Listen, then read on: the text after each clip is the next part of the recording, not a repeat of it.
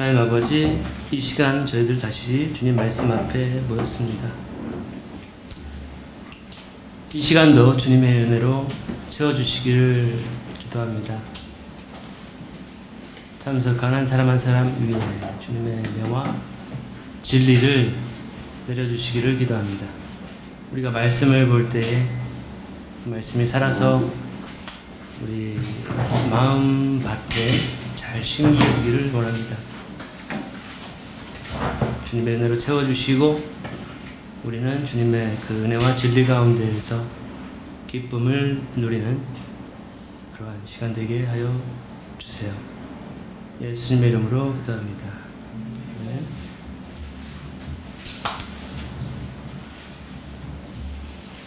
요한복음 5장을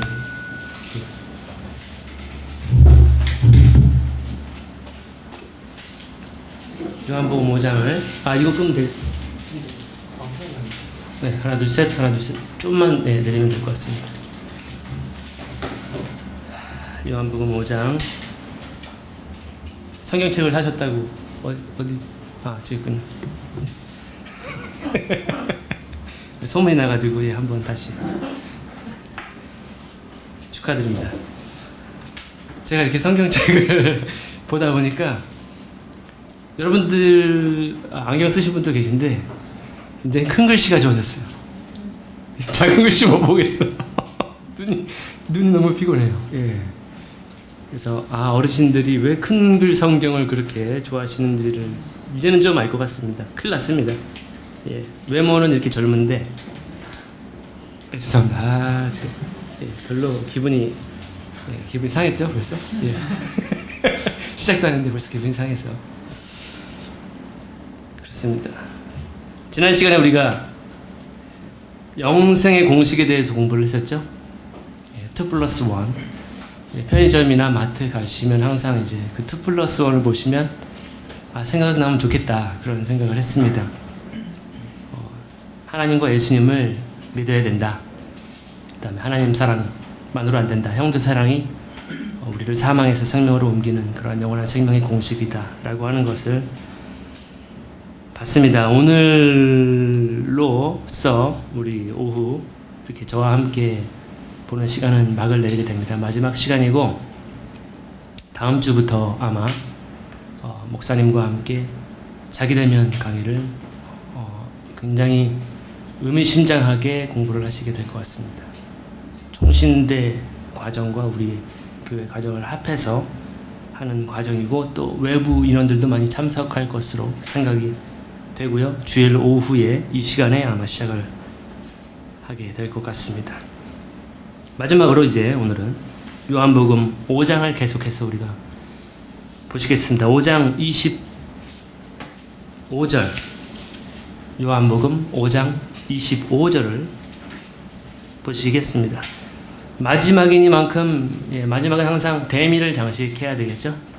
굉장히 흥미로운 내용이 되지 않을까 기대를 해봅니다. 제목을 붙여봤는데요. 제목은 사후세계입니다. 사후세계와 부활에 대한 이야기를 나누게 될 것 같습니다. 벌써 이제 사후세계 벌써 잘 준비하신 분 계신 것 같아요. 벌써 사후세계인데 왜 벌써 잘 주무시는 걸 시작했죠.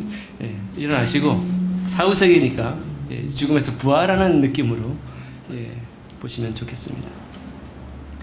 5장 25절에 보시면은 진실로 진실로 너희에게 이르노니 죽은 자들이 하나님의 아들의 음성을 들을 때가 오나니 곧 이때라. 듣는 자는 살아나니라. 지금 주무시는 분들 깨어날 때가 됐습니다.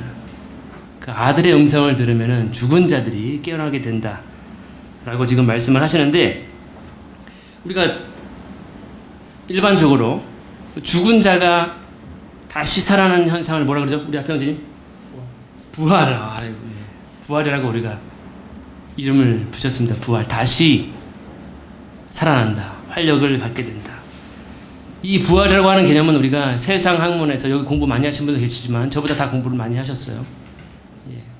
근데 부활에 대한 개념은 공부를 해보지 않으셨을 거예요. 우리가 이 대한민국에서 교과 과정을 학과를 시작하시면 부활이라는 과목은 한 번도 수강 신청해 보신 적이 없을 것입니다. 근데 흥미롭게도 천국 학교에서는, 우리 하나님 나라 학교에서는 이 부활이라고 하는 개념이 필수 과목이라는 것을 우리는 알 수 있어요. 왜냐하면 우리가 성경을 우리의 교과서, 우리의 안내에서 영원한 생명의 말씀을 편 순간 우리는 죽음이라는 것을 공부하게 되고, 그 다음에 어떻게 다시 생명을 얻게 되는가, 부활하게 되는가에 대해서 우리는 눈으로 확인을 할 수가 있는 거예요. 그래서 천국 학교에서는 부활은 필수 과목이다 라고 하는 것이고, 복음의 주제죠. 기쁜 소식이 바로 이 부활에 포함이 되어 있는 것이죠. 성경의 주제예요. 그래서 반드시 우리는 이 과목을 이수를 해야만 하는 그러한 과목이 아닐까 생각이 됩니다. 우리가 읽었던 그 25절에 보시면은 부활의 개념이 등장합니다. 부활이라는 것이 뭔가? 근데 여기서 지금 예수님이 말씀하신 죽은 자에 대한 개념을 우리가 이해할 필요가 있습니다. 관찰해 봅시다. 죽은 자들이 하나님의 아들의 음성을 들을 때가 오나니 곧 이때라, 이렇게 예수님이, 지금 너희들이 듣고 있는 거다. 누구의 음성을? 하나님의 아들의 음성을 듣고 있는 것이다. 요한복음 5장 25절입니다. 이 죽은 자에 대한 개념을 우리가 정립할 필요가 있겠죠. 예. 이 죽은 자 누굴까? 분명히 우리가 알 수 있는 것은 생물학적으로 죽은 사람은 아닐 것이라는 것을 우리가 알 수 있어요. 왜냐하면 생물학적으로 호흡을 하지 않거나 심정지를 가진 사람은 음성을 들을 수가 없죠. 지금 하나님의 아들, 지금 예수님이 하시는 말씀을 들으려면 생물학적으로는 살아있어야 됩니다. 때문에 지금 이 죽은 자들에 대한 개념 정리가 뭐냐면 영적으로 죽어있는 사람이라는 것을 우리는 단서를 가질 수가 있어요. 그러면 이 영적인 죽음을 가진 사람, 그 사람이 살아나는 방법, 흔히 말해서 다시 부활하는 방법이 뭐냐? 바로 하나님의 아들의 음성을 들어야 된다. 하나님의 아들의 음성을 들으면 영적인 생명을 얻게 된다. 부활을 얻을 수 있게 된다라고 지금 설명을 하시는 것입니다. 때문에 하나님의 아들의 음성을 듣지 못한 모든 사람들은 죽은 자라는 것을 우리가 알 수 있습니다. 영적으로 죽은 자. 그들이 살아나는 유일한 방법은 하나님의 아들의 음성을 듣는 것이다 라고 하는 것을 알 수 있는 것이고, 지금 이 교리, 이 원리는 이 지구상에 있었던 어떠한 현자라 할지라도, 깨달은 지혜자라 할지라도, 굉장히 서울대학교, 하버드나 이런 굉장히 똑똑한 석학들이 다녔던 학교의 교수님들에게서도 듣지 못하는 그러한 강의다, 부활에 대한 개념이다라고 하는 것. 우리 주 예수님을 통해서만 지금 얻을 수 있는, 수강할 수 있는 그러한 가르침이라는 것을 우리가 알 수가 있겠습니다. 계속해서 26절을 보시면, 아버지께서 자기 속에 생명이 있음 같이 아들에게도 생명을 주어 그 속에 있게 하셨고 또 인자됨을 인하여 심판하는 권세를 주셨느니라.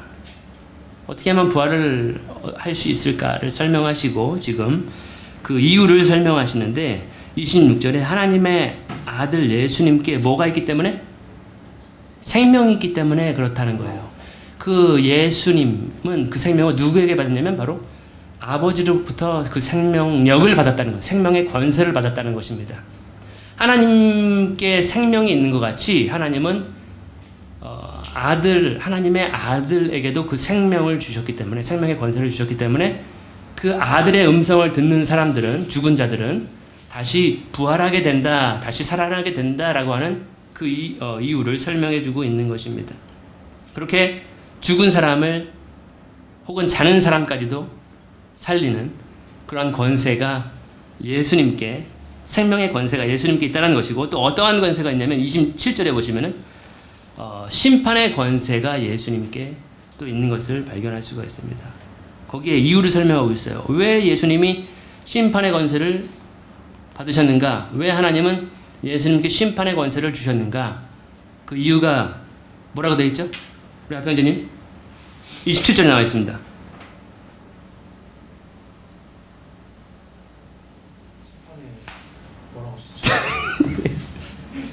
죄송합니다. 예. 27절 그 앞에 심판의 권세를 예수님께서 받으셨다는 거죠. 왜 받으셨냐? 인자됨을 인해서 심판의 권세를 받았다는 것입니다. 이 뜻을 다 이해하실 수 있나요? 이해를 하실 수가 있는 말씀인가요? 지금 이게 대부분 퀘스천 마크가 다 올라오신 것 같아요. 버튼 누르신 것 같아요. 다 퀘스천 마크를 이렇게 다 하신 것 같아요. 저도 잘 몰라요. 어려운 내용이에요. 저라고 다 아는 건 아닙니다. 단서를 찾을 수 있어요. 지금까지 예수님은 지금 자신을 뭐라고 이야기를 하고 있어요? 난 누구의 아들이다? 하나님의 아들이다. 근데 지금 이 구절에서는 27절에서는 내가 심판의 권세까지도 받았는데 생명의 권세, 사람을 살리는 권세뿐만이 아니라 심판의 권세까지도 받았는데 그 영혼들에게 모든 영혼들을 심판할 수 있는 그 이유는 인자됨을 인함이다. 인자라고 하는 그 한자를 우리말로 풀어서 설명하면 사람의 아들이라는 뜻입니다. 예수님은 하나님의 아들이시기도 한 거예요. 그렇기 때문에 지금 나는 사람을 살릴 수가 있다라고 하는 것인데 지금 여기에서는 왜 내가 심판을 할 수가 있는가? 나는 사람의 아들이기 때문에 심판하는 권세를 가지고 있다. 주셨다라고 지금 이유를 이렇게 예수님은 설명을 해주시고 있는 것이죠. 이 사람의 아들, 인자. 우리가 성경 구약이나 이렇게 쭉 공부를 해보시면은 그 인자라고 하는 개념, 사람의 아들과 같은 분이 나를 만졌다. 이러한 표현들, 사람의 아들 같은 분이 나타나셨다. 나에게 말씀하셨다. 뭐 이러한 표현들이 있어요. 바로 인자, 사람의 아들이라고 하는 그 표현은 메시아적인 표현입니다. 메시아, 육신을 가지고 이 땅에 오는 어떤 구원자의 타이틀이기도 합니다. 인자라고 하는 것이 바로 예수님 스스로를 그렇게 나타내시는 것입니다. 그래서 예수님은 지금 스스로를 하나님의 아들이다라고 지금 증거를 하시고 계셨어요. 근데 갑자기 나에게 심판의 권세도 주어졌는데 그 이유는 내가 사람의 아들도 되기 때문이다라고 이야기를 하시는 것입니다. 그럼 예수님은 정체가 뭘까? 예수님은 사람이 아니문이다. 예수님은 여기 앞에 형제님, 예수님은 신인가요? 아니면 사람인가요? 뒤에 형제님, 예수님은 신이에요? 그럼 하나님의 아들이에요? 아니면 사람의 아들이에요? 하나님의 아들. 자, 우리 집사님은? 예. 예. 뭐가 맞는 것 같아요, 달비? 예림 자매는 어떠세요? 예. 아, 예. 맞습니다. 우리 형제님들은 이제 성경대학교 공부를 하셨기 때문에 어렵지 않을 거예요. 예수님은 사람이기도 하고 또 신이기도 합니다. 이 두 가지의 속성을 동시에 가지고 있는 분이 바로 예수님. 그래서 기묘하신 분이에요. 이 땅 가운데 전무후무한 존재예요. 이러한 사람은 없어요. 신이기도 하고 신은 무한하죠. 전능하죠. 전지하죠. 모든 것을 알죠. 근데 또 인간이란 말이에요. 인간은 유한하죠. 제한적이죠. 전능하지 않죠. 능력이 한계가 있죠. 이 두 가지의 속성을 다 가지고 계신 분이 바로 예수님이라는 거예요. 그 표현이 어디에 우리가 성경 단서를 볼 수 있냐면 잠깐 우리가 이사야서 9장을 보시겠습니다. 9장 6절에 그러한 내용이 이렇게 슬며시 기록이 되어 있습니다. 이사야서 9장 6절에 보시면은 예수님은 신이면서 사람입니다. 자, 9장 6절에 이는 한 아기가 우리에게서 낳고 한 아들을 우리에게 주신 바 되었는데, 여기서 보면 아기죠. 우리 시은이처럼 아기예요. 사람이에요. 연약한 존재예요. 능력이 제한되어 있어요. 한 아기가 우리에게서 낳고 한 아들을 우리에게 주신 바 되었는데 그의 어깨에는 정사를 메었고 그의 이름은 기묘자라. 기묘자가 바로 놀라운 분이라는 뜻입니다. 기묘하다라고 하는 그런 기묘자, 모사, 카운슬러라는 뜻이고요. 전능하신 하나님이라 영존하시는 아버지라 평강의 왕이라 할 것입니다. 이거 보세요. 한 아기이기도 하면서 또 전능하신 하나님이기도 합니다. 바로 예수님을 향해서 예언한 이사야의 예언이었습니다. 사람이기도 하고 하나님이기도 한 하나님의 아들이기도 하고 사람의 아들이기도 한 그분께 생명의 권세가 있고 사람을 부활시키는 생명의 권세가 있고 또 그분께 사람을 심판하는 심판의 권세까지도 주어졌다라고 지금 스스로 예수님은 말씀을 하고 있는 것입니다. 예수님은 모든 권세를 다 가지고 있는 분입니다. 우리가 슈퍼히어로 영화를 많이 보지만 저도 이제 슈퍼히어로 중에서 가장 강력한 그러한 그가 악당이라 할지라도 너무 멋있어요. 예, 막 따라하고 싶어요. 이렇게 하면 막 달라가고 예. 근데 그 슈퍼히어로 중에서 가장 뛰어난 모든 권세를 가지고 있는 분이 바로 제일 탑에 누가 있냐? 타노스가 아닙니다. 슈퍼맨이 아니에요. 바로 예수님이 거기 계신 거예요. 모든 권세와 능력을 다 가지고 물 위에 좌정하실 수 있는 분, 물 위에 서 계실 수 있는 분, 그분이 바로 예수님이라는 것을 우리는 성경을 통해서 볼 수가 있습니다. 자, 그러면은 베드로전서를 우리 형제님 앞에 멋진 형제님, 정겨운 닮으신 연예인 닮으신 우리 형제님이 베드로전서 4장을 한번 읽어주실까요? 4장의 1절부터 굉장히 멋있어요. 5절까지 한번 큰 목소리로 한번 베드로전서 4장 1절에서 5절 제가 한번 읽어보겠습니다. 그리스도께서 이미 육체의 고난을 받으셨으니 너희도 같은 마음으로 갑옷을 삼으라. 이는 육체의 고난을 받은 자는 죄를 그쳤음이니 그 후로는 다시 사람의 정욕을 따르지 않고 하나님의 뜻을 따라 육체의 남은 때를 살게 하려 함이라.